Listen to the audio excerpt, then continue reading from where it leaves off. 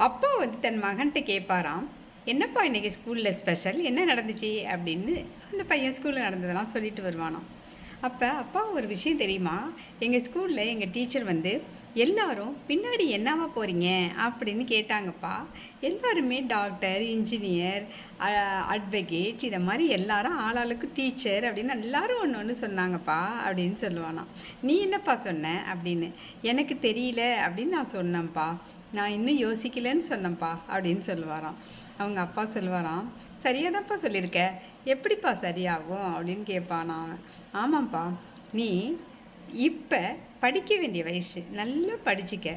அத பத்தி புரிஞ்சுக்கிற வயசு நீ வந்ததும், நீ என்னாக போகலான்னு அப்ப உனக்கு ஒரு ஐடியா கிடைக்கும். உனக்கு அந்த டைம்ல நீ என்ன ஆகணும்னு நினைக்கிறியோ, நீ அதுவா ஆகலாம்.